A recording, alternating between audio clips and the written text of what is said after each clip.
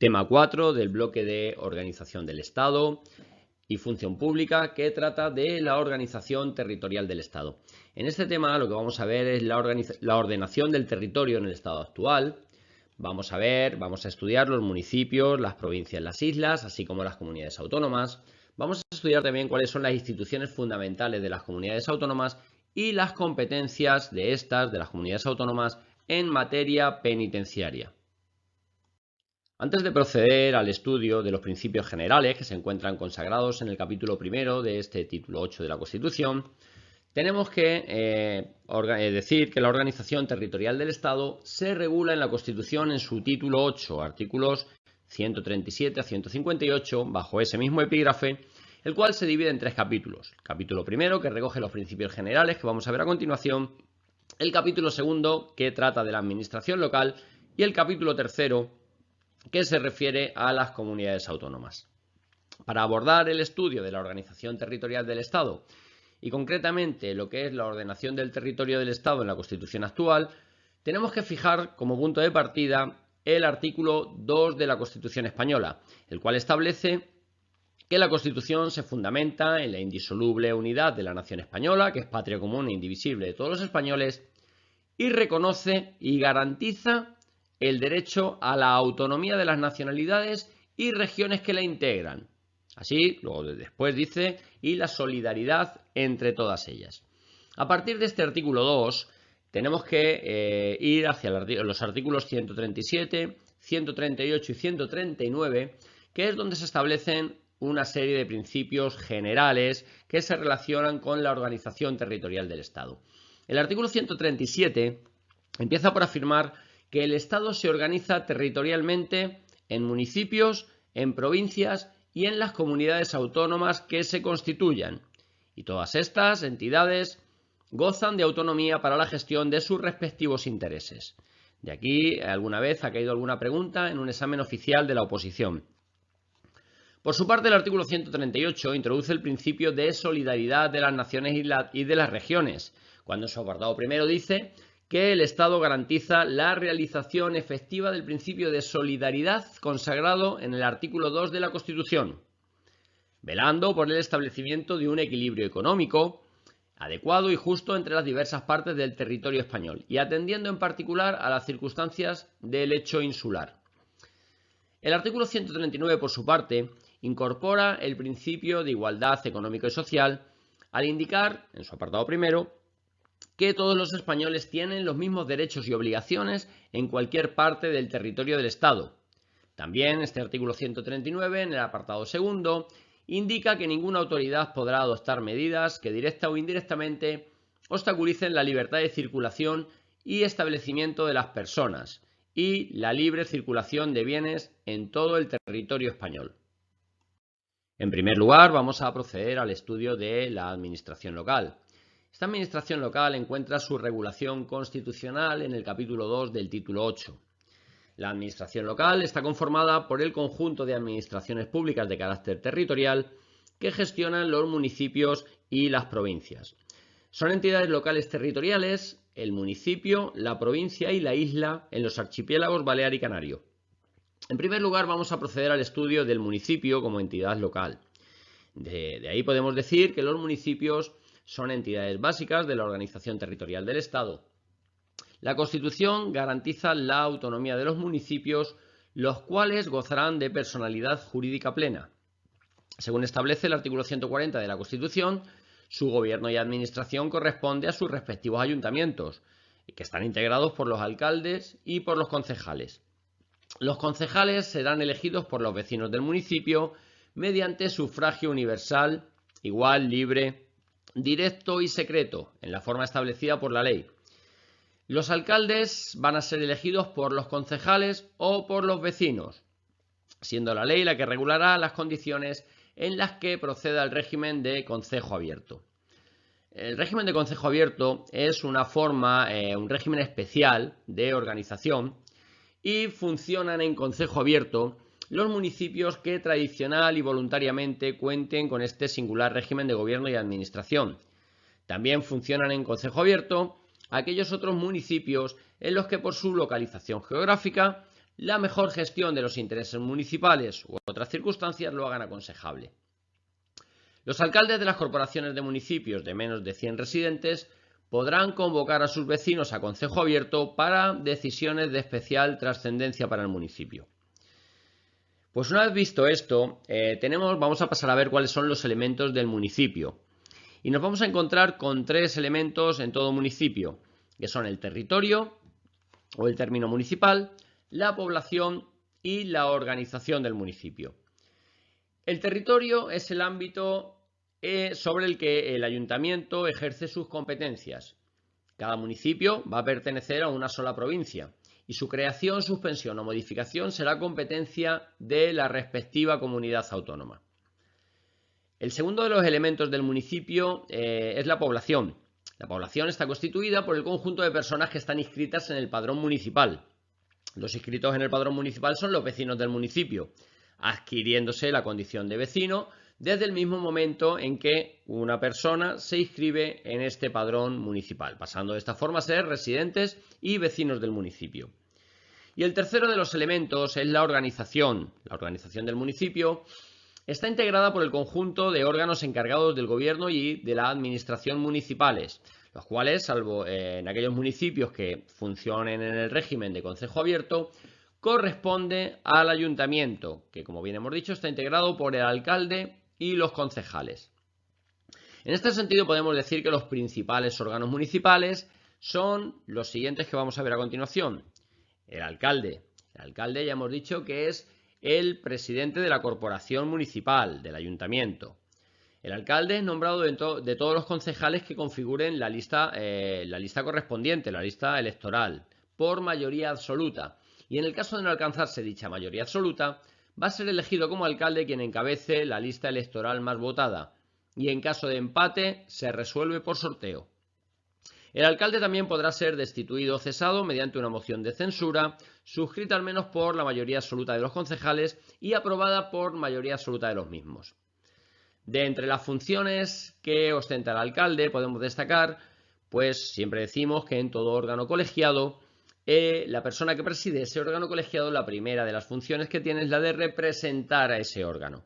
Pues bien, el alcalde, como presidente de la corporación municipal, la primera función que se le va a atribuir es la de representar al ayuntamiento.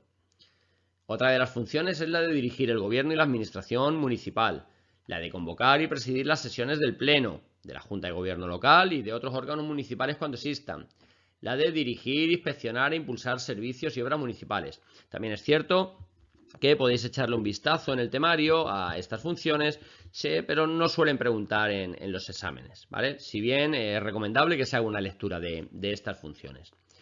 Otro de los elementos, de los principales órganos municipales, son los concejales, que ya hemos dicho que los concejales serán elegidos por los vecinos del municipio mediante sufragio universal, igual, libre, directo y secreto en la forma establecida por la ley. Otro de los órganos municipales de los municipios está formado por el Pleno. El Pleno está presidido por el alcalde e integrado por todos los concejales. También nos vamos a encontrar con la Junta de Gobierno local, aunque este órgano no existe en todos los municipios. Lo vamos a encontrar en municipios con una población superior a 5.000 habitantes y en los de menos de 5.000 habitantes donde así lo disponga su reglamento orgánico o lo acuerde el Pleno. La Junta de Gobierno local está formada por el alcalde y por un número de concejales no superior al tercio del número legal de los mismos. Son nombrados y separados libremente por el alcalde, dando cuenta al Pleno. Corresponde a la Junta de Gobierno local la asistencia al alcalde en el ejercicio de sus atribuciones, así como las atribuciones que el alcalde u otro órgano municipal le delegue o le atribuyan las leyes. Y por último, de entre los órganos municipales encontramos a los tenientes de alcalde, que sustituyen al alcalde por orden de nombramiento y en los casos de vacante, ausencia o enfermedad, siendo libremente designados y revocados por el alcalde. Continuamos con el estudio de la administración local. Si bien dentro del capítulo 2 de este título 8 también nos encontramos con otras entidades locales diferentes del municipio, como son la provincia y las islas. Con respecto a la provincia, establece el artículo 141, apartado primero de la Constitución española, que la provincia es una entidad local con personalidad jurídica propia, que estará determinada por la agrupación de municipios y división territorial para el cumplimiento de las actividades del Estado. Es importante lo que viene a continuación de cara a los exámenes oficiales, y continúa diciendo el artículo 141 que cualquier alteración de los límites provinciales habrá de ser aprobada por las Cortes Generales mediante ley orgánica. Repito, este último apartado es muy importante porque han preguntado bastantes veces en exámenes oficiales. El apartado segundo del artículo 141 de la Constitución continúa diciendo que el Gobierno y la Administración autónoma de las provincias estarán encomendados a diputaciones u otras corporaciones de carácter representativo. Por su parte, nosotros vamos a estudiar lo que es la Diputación Provincial, si bien tenemos que decir que está integrada por el presidente de la Diputación Provincial, los vicepresidentes, la Junta de Gobierno y por el Pleno. Con respecto al presidente, podemos decir que es elegido por el Pleno de entre sus miembros y por mayoría absoluta en primera votación o mayoría simple en segunda votación. El vicepresidente sustituye por el orden de su nombramiento y en los casos de vacante, ausencia o enfermedad al presidente. Estos vicepresidentes son libremente designados por el presidente de entre los miembros de la Junta de Gobierno. La Junta de Gobierno está integrada por el presidente y por un número de diputados no superior al tercio del número legal de los mismos, nombrados y separados libremente por el presidente, dando cuenta al Pleno. Tiene como misión la Junta de Gobierno la Junta de Gobierno, entre otras, la de asistir al presidente en el ejercicio de sus atribuciones. El Pleno está formado por el presidente y la totalidad de los diputados provinciales. Este es el máximo órgano de gobierno de la provincia y la duración del mandato de los miembros del Pleno, de los diputados provinciales, va a ser de 4 años. Pues hasta aquí lo referente a la provincia. A continuación vamos a ver la isla, y la isla viene regulada en el artículo 141, apartado cuarto de la Constitución española, el cual señala que en los archipiélagos las islas tendrán además su administración propia en forma de cabildos o consejos. Se denominan cabildos en las Islas Canarias y consejos insulares en las Islas Baleares.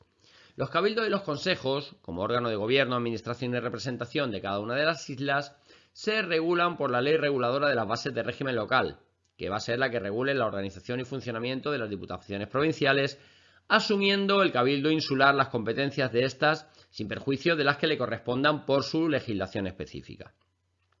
Pues independientemente ya de haber visto las entidades locales, que son los municipios, las provincias y las islas, en la Constitución también se hace referencia a otras entidades de la administración local diferentes a estas.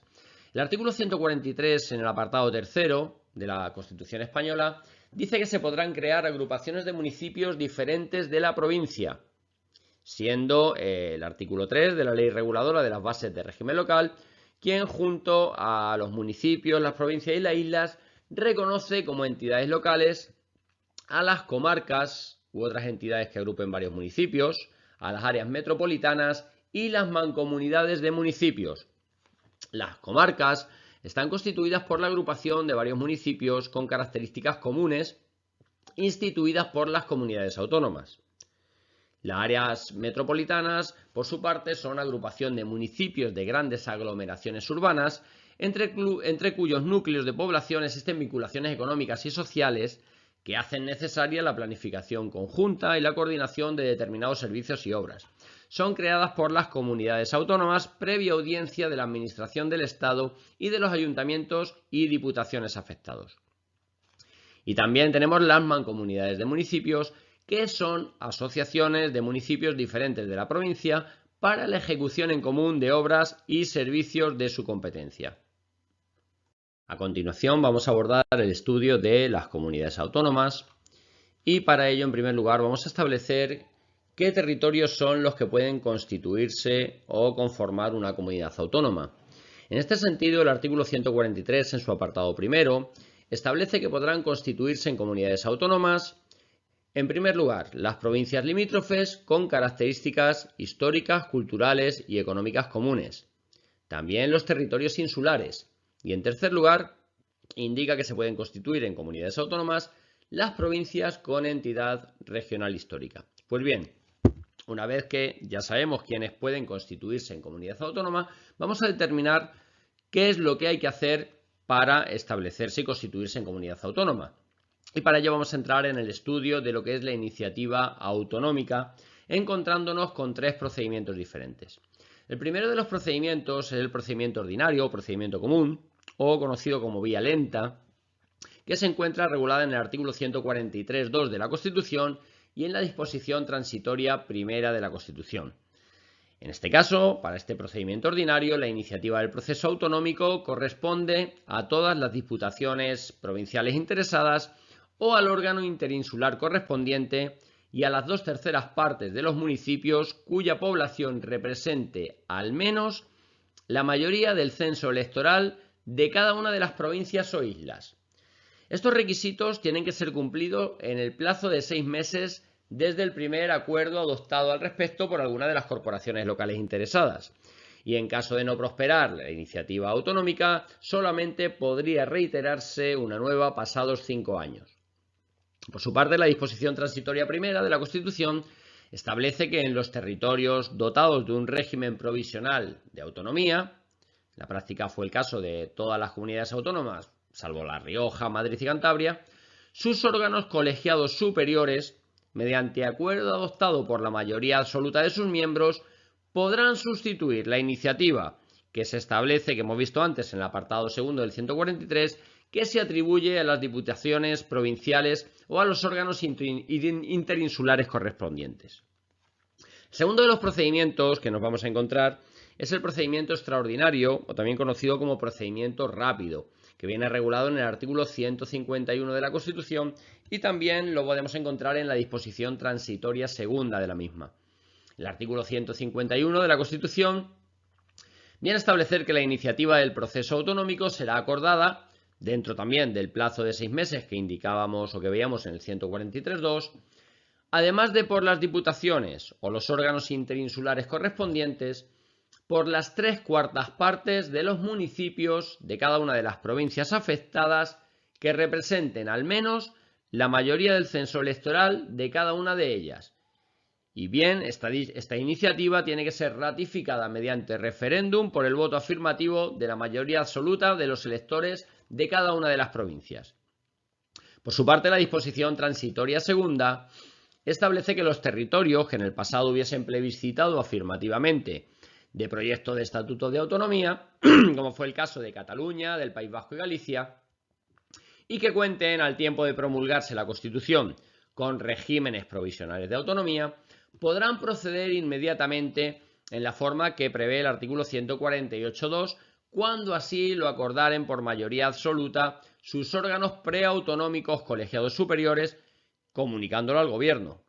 En estos supuestos, no será preciso dejar transcurrir el plazo de 5 años a que se refiere el artículo 148.2 para asumir el máximo nivel competencial permitido por el artículo 149. El tercer procedimiento que nos vamos a encontrar es un procedimiento denominado como procedimiento excepcional. Viene regulado en el artículo 144 de la Constitución y según el cual las Cortes Generales, mediante ley orgánica, podrán, por motivos de interés nacional, autorizar la constitución de una comunidad autónoma cuando su ámbito territorial no supere el de una provincia y no reúna las condiciones del artículo 143, apartado primero. También podrá autorizar o acordar en su caso un estatuto de autonomía para territorios que no estén integrados en la organización provincial, como es el caso de Ceuta y Melilla, que son ciudades autónomas. Y también las Cortes Generales podrán, por motivos de interés nacional y mediante ley orgánica, sustituir la iniciativa de las corporaciones locales a las que se refiere el apartado segundo del artículo 143 de la Constitución. Continuamos con el estudio de las comunidades autónomas. Si bien ya hemos mencionado anteriormente que el artículo 143, apartado primero de la Constitución española, establece que podrán constituirse en comunidades autónomas las provincias limítrofes con características históricas, culturales y económicas comunes, que también se podrán constituir en comunidades autónomas los territorios insulares, e igualmente se podrán constituir en comunidades autónomas las provincias con entidad regional histórica. Tenemos que determinar ahora cuál es la norma básica por la que se van a regir o se van a regular las comunidades autónomas. Esta norma básica viene constituida por los estatutos de autonomía. Los estatutos de autonomía, dice el artículo 147 de la Constitución, que son la norma institucional básica de cada comunidad autónoma y que el Estado los reconocerá y amparará como parte integrante de su ordenamiento jurídico. El proyecto de estatuto de autonomía tiene que ser elaborado, según el artículo 146, será elaborado por una asamblea compuesta por los miembros de la Diputación u órgano interinsular de las provincias afectadas y por los diputados y senadores elegidos en ellas, y será elevado a las Cortes Generales para su tramitación como ley. Continúa diciendo el apartado tercero del artículo 147 que los estatutos de autonomía serán siempre adoptados por ley orgánica aprobada por las Cortes Generales y serán reformados por los procedimientos establecidos en su propio texto y requerirá en todo caso la aprobación por las Cortes Generales mediante ley orgánica. Si bien, y en este sentido, el artículo 147 en el apartado segundo es el que establece el contenido mínimo que deben tener los estatutos de autonomía, estableciendo que los estatutos de autonomía deben contener como mínimo la denominación de la comunidad autónoma que mejor responda a su identidad histórica, la delimitación de su territorio, la denominación, organización y sede de las instituciones autónomas propias y también las competencias asumidas dentro del marco establecido en la Constitución y las bases para el traspaso de los servicios correspondientes a las mismas. A continuación vamos a pasar a ver los artículos 148 y 149 de la Constitución, donde se encuentran las diferentes competencias que tienen las comunidades autónomas y otras competencias que son exclusivas del Estado. Por regla general, cuando hablamos de competencia, lo que nos estamos refiriendo es a la facultad que tiene un órgano, en este caso el Estado, para decidir sobre una materia en concreto. España, al ser un Estado descentralizado, por esta división autonómica, se produce un reparto de competencias y se le atribuyen una serie de competencias a las comunidades autónomas. En la Constitución no se fija un reparto de competencias entre el Estado y las comunidades autónomas, sino lo que se fija es un menú, por así llamarlo, es decir, una carta de competencias, y son los estatutos de autonomía los que fijan cuáles son las competencias que las diferentes comunidades autónomas van asumiendo, todo ello también dependiendo de la vía por las que acceden a la autonomía. Existen diferentes tipos de competencias. Por un lado, las que asumen las comunidades autónomas, fijadas en el artículo 148 de la Constitución, y son las competencias que pueden asumir estas. Al principio del proceso autonómico hubo que distinguir la vía por la que las diferentes comunidades autónomas habían accedido a la autonomía, es decir, si habían accedido por la vía del 143 de la Constitución, o como llamábamos vía lenta, en la que tenían que esperar 5 años para asumir el máximo techo competencial permitido por el artículo 149, o si habían accedido a la autonomía, estas comunidades autónomas, por la vía del artículo 151 de la Constitución o la que llamábamos vía rápida, en cuyo caso no debían esperar estos 5 años a los que estamos aludiendo.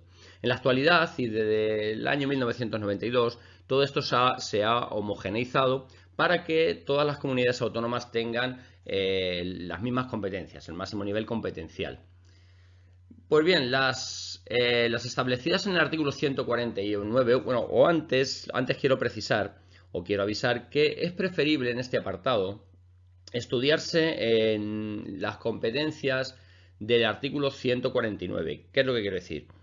El cuadro de competencias que aparece en el artículo 148 es un cuadro de competencias muy extenso, al igual que lo es el del artículo 149. Yo lo que aconsejo siempre es que os aprendáis las competencias exclusivas del Estado, que son las del artículo 149 de la Constitución, porque son las que suelen preguntar en los exámenes oficiales. ¿Qué sucede? Que si nos preguntan por alguna de las competencias del artículo 148, si no la sabemos, pues la podemos sacar por exclusión. Pero por regla general, en todos los exámenes oficiales donde han ido preguntando de las competencias de las comunidades autónomas y competencias exclusivas del Estado, han preguntado siempre por estas últimas, ¿vale? Por tanto, yo os recomiendo que en lugar de aprenderos ambos listados de competencias, nos aprendamos los del artículo 149 y en caso de que nos preguntasen por alguna de las competencias del artículo 148, la podemos sacar por exclusión. Pues bien, las competencias establecidas en el artículo 149, en el apartado primero de la Constitución, son las competencias exclusivas del Estado, es decir, aquellas que se reservan para el Estado únicamente. Vamos a distinguir tres clases de competencias aquí. Es decir, vamos a distinguir por un lado las competencias en exclusiva, las que son exclusivas en bloque, en las que el Estado es el titular de todo. Es decir, el Estado legisla, el Estado ejecuta y el Estado es quien gestiona todo lo relativo a dicha materia. Ese es el caso, por ejemplo, del artículo 149 apartado primero, el subapartado segundo, cuando habla de la nacionalidad, la inmigración, la emigración, extranjería y derecho de asilo. Cuando también otra competencia que habla de la defensa y las fuerzas armadas, es decir, el ejército es un ejército nacional y es el Estado el que se encarga de todo. También la administración de justicia. Bien, esos son ejemplos que podemos mencionar de lo que son las competencias exclusivas, que son totalmente en exclusiva, unas exclusivas en bloque. También tenemos otro tipo de competencias que podemos decir que son competencias compartidas. Son materias que son exclusivas del Estado, que se encuentran en este listado del artículo 149 de la Constitución, pero en una función determinada de esa materia, la ejecución la va a asumir la comunidad autónoma. Es decir, el Estado va a tener el poder de legislar sobre una determinada materia y las comunidades autónomas van a ser las competentes para ejecutar esa ley. Un ejemplo claro y que nos afecta a nosotros como opositores al cuerpo de ayudantes de instituciones penitenciarias es la competencia establecida en el 149.1 apartado sexto, que habla de la legislación mercantil, penal y penitenciaria. Pues lo referente a la legislación penitenciaria es un claro ejemplo de lo que sucede, o sea que es una competencia compartida, porque luego continúa diciendo este subapartado que también me habla de la legislación procesal y me dice sin perjuicio de las necesarias especialidades que en este orden se deriven de las particularidades del derecho sustantivo de las comunidades autónomas. Es decir, hay una legislación común para todo el Estado y en este caso Cataluña, que asume las competencias en materia penitenciaria, lo que hace es la gestión, ejecutar esta ley. Otro ejemplo de este artículo 149 apartado primero es el subapartado 17, que se refiere a la legislación básica y régimen económico de la seguridad social, que dice también sin perjuicio de la ejecución de sus servicios por las comunidades autónomas. Pues bien, otro tercer tipo de competencias que podemos distinguir aquí dentro del artículo 149 son las competencias concurrentes. En este caso, el Estado dicta las bases sobre una materia en concreto y son las comunidades autónomas las que desarrollan la ley de bases y se encargan igualmente de la ejecución de la materia. Por ejemplo, son temas como o materias como la educación, la sanidad, o un ejemplo muy claro, el fijado en el artículo 149.1.18, las bases del régimen jurídico de las administraciones públicas y del régimen estatutario de sus funcionarios, que dice que en todo caso garantizarán a los administrados un tratamiento común entre ellas. También el procedimiento administrativo común, sin perjuicio de las especialidades derivadas de la organización propia de las comunidades autónomas.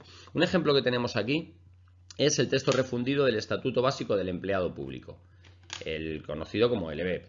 El texto refundido del Estatuto Básico del Empleado Público es una legislación estatal, es una ley básica y después cada comunidad autónoma tiene su propia ley en materia de función pública que lo que viene es a desarrollar este Estatuto Básico del Empleado Público.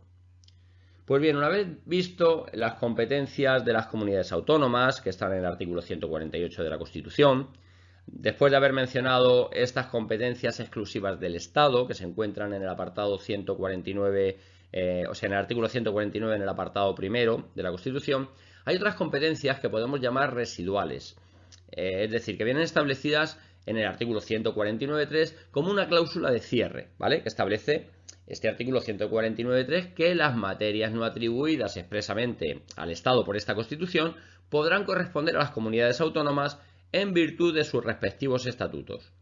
Continúa diciendo que la competencia sobre las materias que no se hayan asumido por los estatutos de autonomía corresponderá al Estado, cuyas normas prevalecerán en caso de conflicto sobre las de las comunidades autónomas en todo lo que no esté atribuido a la exclusiva competencia de estas.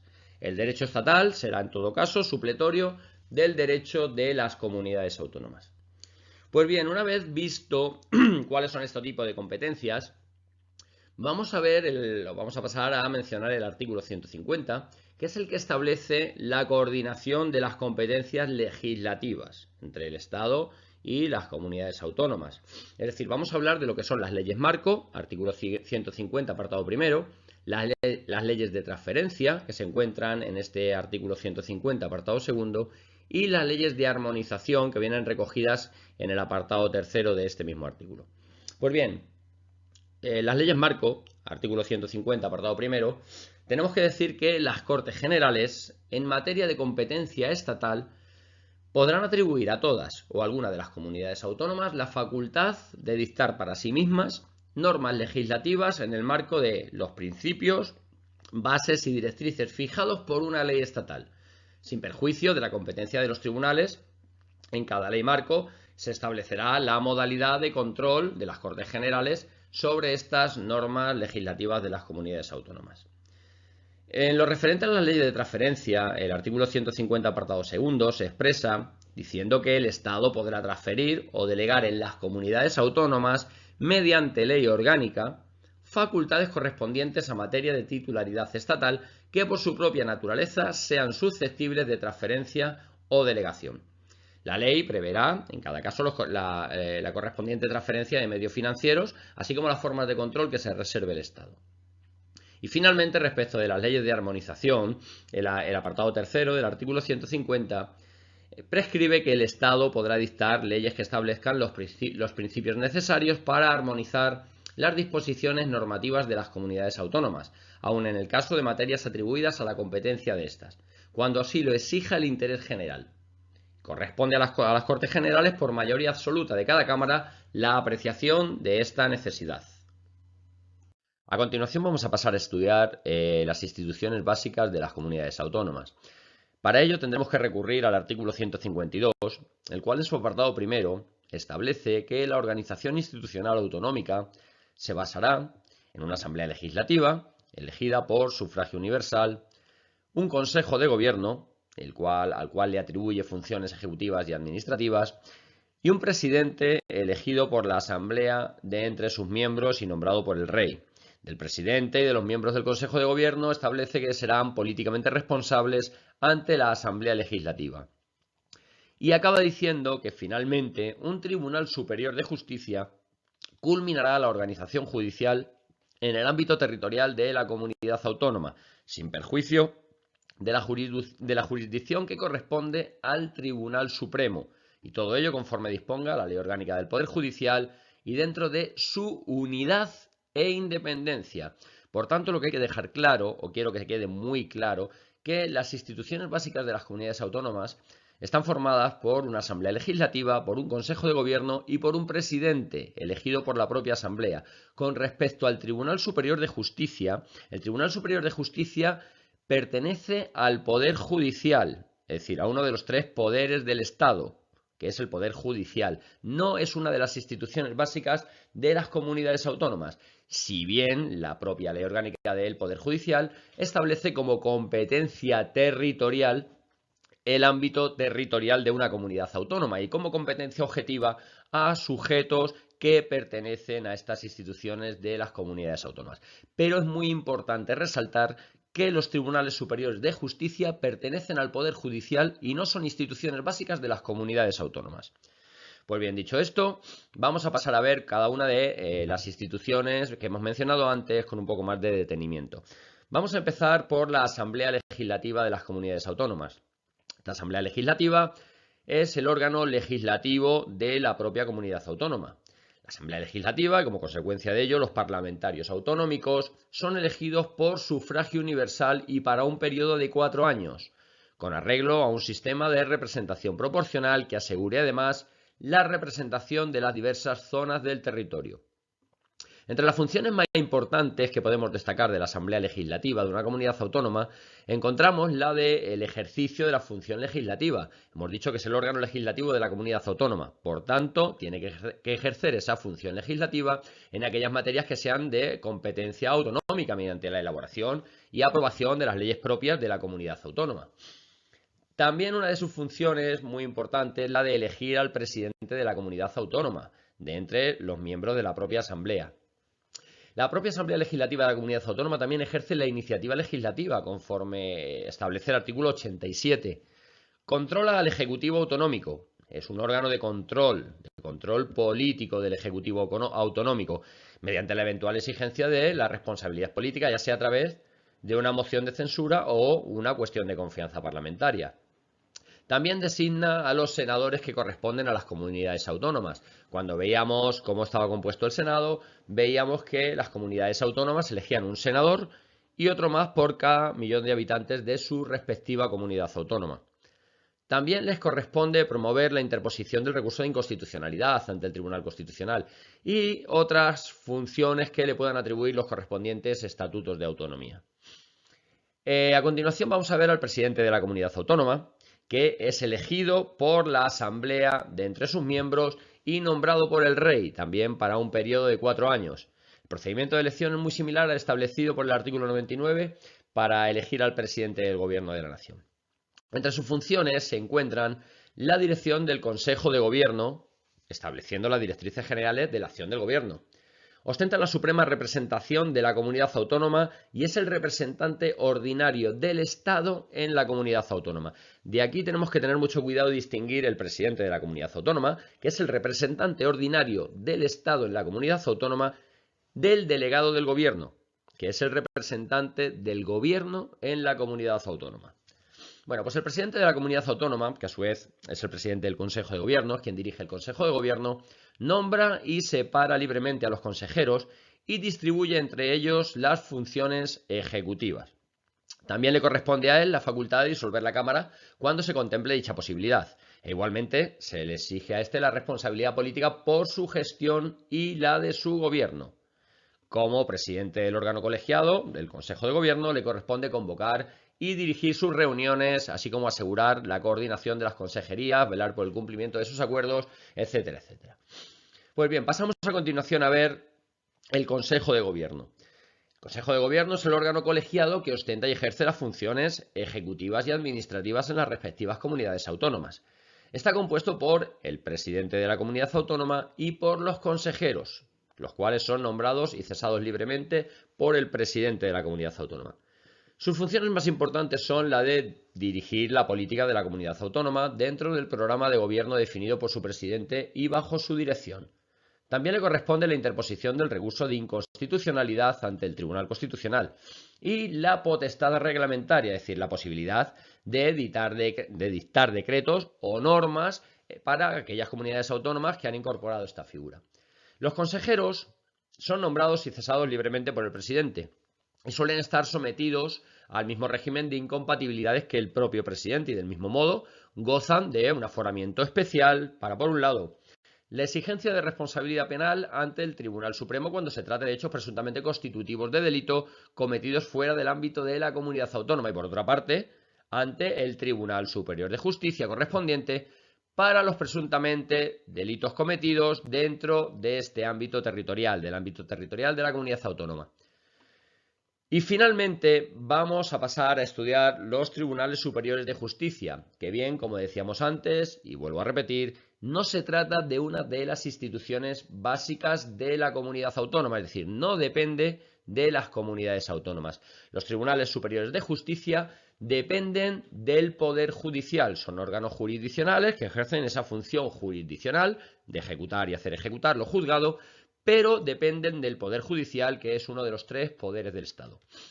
Es el órgano jurisdiccional que, sin perjuicio de la jurisdicción que corresponde al Tribunal Supremo, culmina la organización judicial en el territorio de la comunidad autónoma, y ante el que se agotarán las sucesivas instancias procesales. Importante resaltar eso, que los tribunales superiores de justicia, vuelvo a repetir, no son órganos de las comunidades autónomas, sino que están integrados o pertenecen al Poder Judicial, aunque tienen su sede en la comunidad autónoma. Según lo dispuesto en la Ley Orgánica del Poder Judicial, tomará el nombre de la respectiva comunidad autónoma y extenderá su jurisdicción a su ámbito territorial, es decir, la competencia territorial coincidirá con el ámbito territorial de la comunidad autónoma.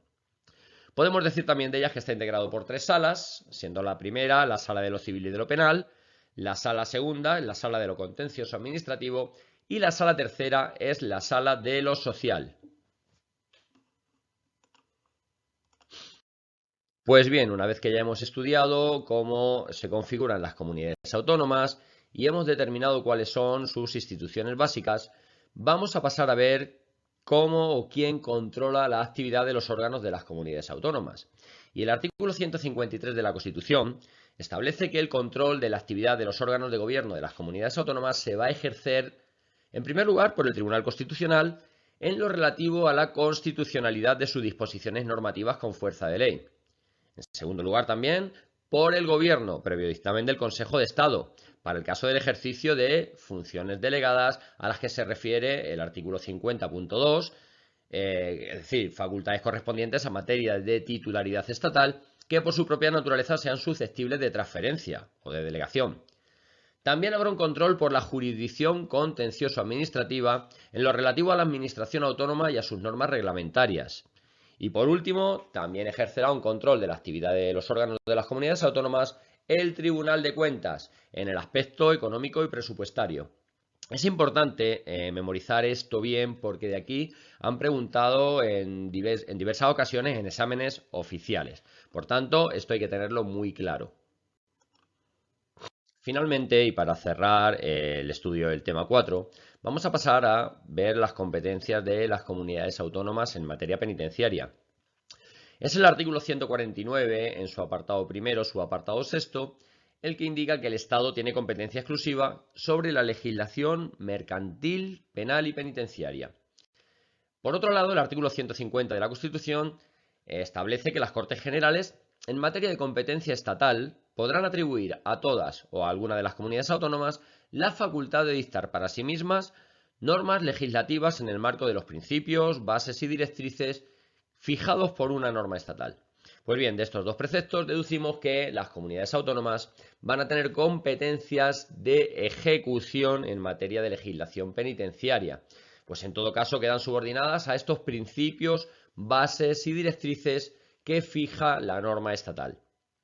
Siguiendo el mandato constitucional contenido en los artículos que hemos citado anteriormente, la Ley Orgánica General Penitenciaria, en su artículo 79, y la disposición transitoria segunda señalan que corresponde a la Dirección General de Instituciones Penitenciarias del Ministerio de Justicia. Debemos entender de aquí que se refiere a la Secretaría General de Instituciones Penitenciarias, que actualmente pertenece al Ministerio del Interior, pues corresponde la dirección, organización e inspección de las instituciones que se regulan en dicha ley, salvo respecto de las comunidades autónomas que hayan asumido en sus respectivos estatutos de autonomía la ejecución de la legislación penitenciaria y la consiguiente gestión de esta actividad.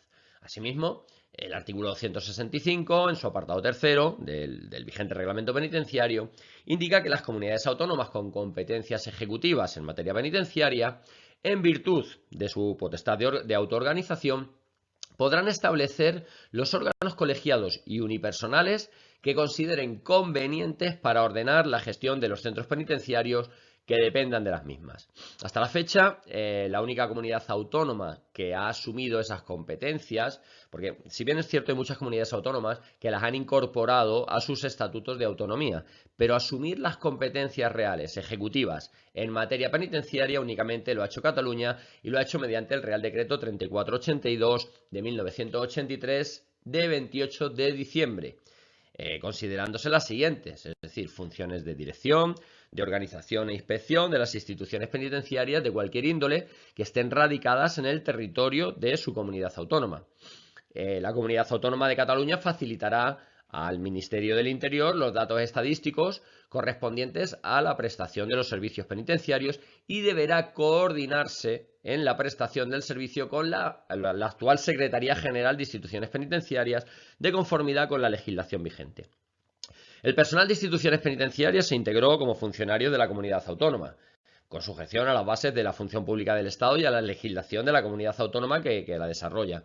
Y se traspasaron los bienes y derechos correspondientes al Estado, así como los bienes muebles afectos al servicio y los créditos presupuestarios. Pues bien, mediante Real Decreto 1436 de 1984, de 20 de junio, se dictan una serie de normas provisionales de coordinación de las administraciones penitenciarias. Es un Real Decreto que tiene 7 artículos y vamos a mencionar aquí las características más importantes de su contenido. El artículo primero establece que cada administración penitenciaria deberá recibir a todo interno que a requerimiento de la autoridad judicial deba permanecer en un establecimiento penitenciario de su competencia y a todos los penados que por razones de clasificación y destino deban cumplir condena en su ámbito territorial en aplicación de la legislación penitenciaria vigente. El apartado segundo dice que en consecuencia cada administración penitenciaria dispondrá, por un lado, de los establecimientos de preventivos necesarios de conformidad con lo establecido en el artículo 8 de la Ley Orgánica General Penitenciaria. Dispondrá también de un número de plazas suficientes en sus establecimientos de preventivos para los internos peligrosos o inadaptados, para que puedan permanecer en el establecimiento que por su condición de preventivos le corresponda o de la mayor proximidad posible a la sede del tribunal que ha de juzgarlos, salvo excepciones muy cualificadas. También dispondrá de un número de plazas no inferior al 10% del total de cumplimiento, destinadas a penados clasificados en primer grado de tratamiento que permitan a la mayor parte de estos internos cumplir sus condenas en el ámbito territorial que su tratamiento penitenciario aconseje. Y también para los penados clasificados en segundo grado y en tercer grado, el número de plazas suficiente para satisfacer las exigencias de tratamiento derivados de la vigente legislación penitenciaria. El artículo 4 señala que para la clasificación de los internos será competente el establecimiento penitenciario que le corresponda según la legislación vigente y siempre remitirá sus propuestas a su propio centro directivo. Si la clasificación y destino del interno no implicara traslado a un ámbito territorial distinto, la Administración Penitenciaria resolverá sin más trámites que la preceptiva notificación a la Administración del Estado en su caso. Si un establecimiento por clasificación o destino penitenciarios propone el traslado de un interno a un ámbito territorial de otra administración, tramitará la propuesta a su propia administración, quien podrá resolver con destino a un establecimiento penitenciario de su competencia o, en su caso, dirigirla a la otra administración penitenciaria, quien solo podrá oponerse a ella por considerarla improcedente o por carencia de plazas según las capacidades máximas previamente establecidas. En cuanto a los protocolos y expedientes de personalidad de los internos, deberán redactarse en castellano, sin perjuicio de la redacción en la lengua oficial de la comunidad, de conformidad con su legislación específica. Asimismo, la Secretaría General de Instituciones Penitenciarias dictará los criterios de normalización de los datos de carácter penitenciario para homogeneizar la documentación básica penitenciaria en el tratamiento de los internos. El artículo 6 establece que el traslado y conducción entre establecimientos dentro del territorio de una administración penitenciaria, cualesquiera que sean sus razones o autoridad requiriente, serán ordenados por el centro directivo de la misma. Cualesquiera que fueren las razones del traslado o de la conducción, si se realizasen entre establecimientos pertenecientes a instituciones penitenciarias, o sea, a distintas administraciones penitenciarias, será ordenado por la administración bajo cuya competencia se encuentre el interno, previa notificación a la administración que lo haya que recibir. En este caso, si el traslado es consecuencia de clasificación o destino, será necesaria la previa aprobación de la administración penitenciaria que ha de recibir al interno. Y finalmente, el artículo 7 establece que en supuestos excepcionales, como pueden ser de motines, catástrofes, epidemias, incendios y otros de similares características que hagan necesario el traslado masivo de internos a establecimientos de otra administración penitenciaria, el traslado será decidido y organizado por la administración que sufra esa situación crítica. Inmediatamente comunicará a la Administración del Estado la situación extrema del establecimiento, el número de internos que tiene que trasladar y las características penitenciarias de los mismos para que esta administración, considerando las plazas vacantes de todos los establecimientos del Estado, distribuya el total de internos previo acuerdo de la Administración Penitenciaria que los haya de recibir.